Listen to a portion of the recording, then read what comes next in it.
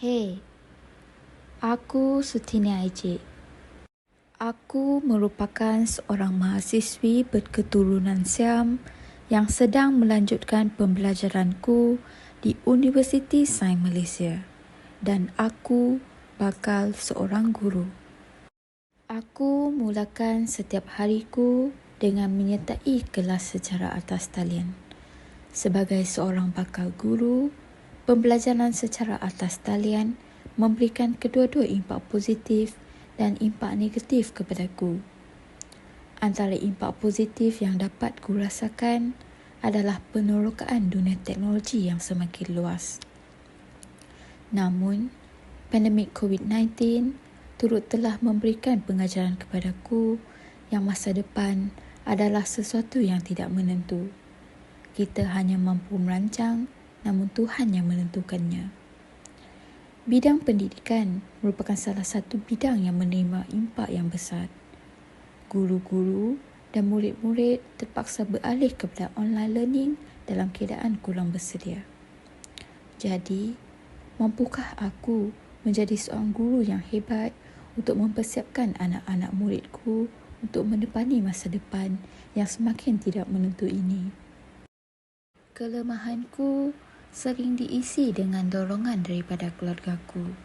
Dorongan ini membangkitkanku dan menyedarkanku yang tanggungjawabku sebagai seorang guru kelak bukan hanya untuk menyampaikan ilmu semata-mata, namun tanggungjawab yang sebenar adalah untuk melahirkan pewarisi negara yang berguna untuk keluarga, masyarakat dan negara. Aduh, sakit pinggang pula. Pada setiap sejam ku menghadap skrin, ku akan cuba untuk menghilangkan lenguhku dengan melakukan senaman ringkas. Hiburan daripada media sosial juga menjadi ubat yang baik untuk mengembalikan kecergasanku. Ingat nak rehat, ingatlah KitKat. Snack juga merupakan salah satu cara untuk meningkatkan semangatku untuk menyertai kelas seterusnya. Tapi, jangan makan banyak pula. Saudara-saudari, ingatlah bahawa setiap perjalanan itu tidak mudah, tapi hasil pada penghujungnya pasti tidak akan mengecewakan. As one of the quotes said, to win some or learn some. Aku Fitrah. Pada semester ini, aku perlu pulang ke kampus kerana mempunyai kelas amali di Makmal. Seronok juga akhirnya dapat bertemu kembali dengan rakan-rakanku setelah hampir setahun menjalani pembelajaran di rumah. Semasa waktu rehat, kebiasaannya sesudah Zuhur, aku akan ke kafe bersama rakan-rakanku untuk makan tengah hari. Pada ketika ini, banyak juga perkara yang dibualkan. Pernah suatu hari tu, hampir terlupa bahawa masih ada kelas yang seterusnya. Ish, teruk betul. Hariku disambung lagi dengan kelas online. Dan masa inilah yang paling mencabar bagiku kerana aku harus kuat melawan mata. Tapi kadang-kadang tewas juga. Terlelap 5 hingga 10 minit tu, perkara biasalah tu.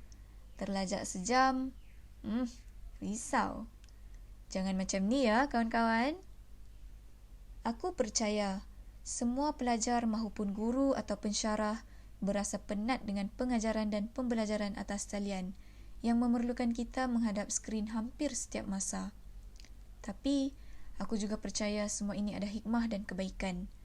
Salah satunya dalam sedar atau tidak, kemahiran kita menggunakan teknologi semakin diasah.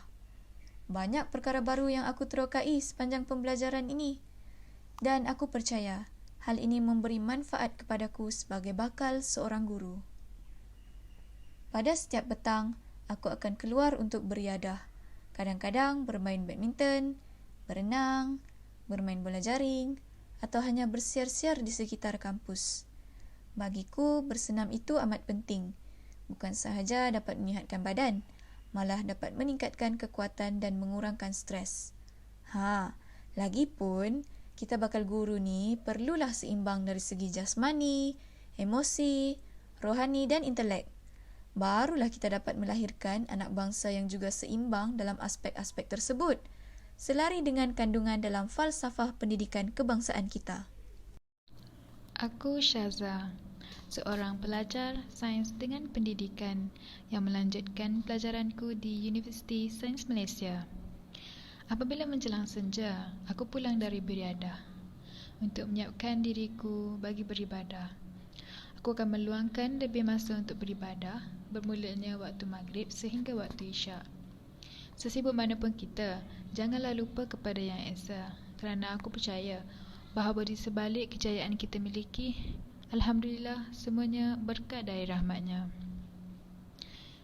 Setiap kali aku merasa tertekan, aku akan menghubungi keluargaku untuk melepaskan rindu. Hilang juga segala bebanan fikiran dan tekananku. Senang hatiku apabila mengingati memori bersama keluargaku di rumah. Rindunya momen pada waktu itu. Bagi menyiapkan tugasan berkumpulan, selalunya satu perjumpaan perbincangan akan diadakan di kafe pada waktu malam. Ada juga masa kami belajar, secara berkumpulan, bertukar-tukar pendapat semasa belajar. Tapi kalau dah mula bersembang tu, memang sampai ke 2-3 pagi lah jawabnya. Pada setiap malam juga, aku akan menyiapkan segala tugasanku, kadang-kadang sehingga lewat malam. Lebih-lebih lagi apabila tiba penghujung semester. Terkejar-kejar juga hendak menyiapkan tugasan. Tapi terpaksalah aku pesangkan mata sehingga lewat malam. Setelah selesai semua tugasanku, aku menyiapkan diri untuk tidur. Begitulah hari-hariku sebagai seorang pelajar dalam membentuk satu kepribadian yang sesuai sebagai bakal seorang guru. Aku sedar masih banyak lagi perkara yang aku perlu baiki dan aku tidak akan pernah berhenti belajar.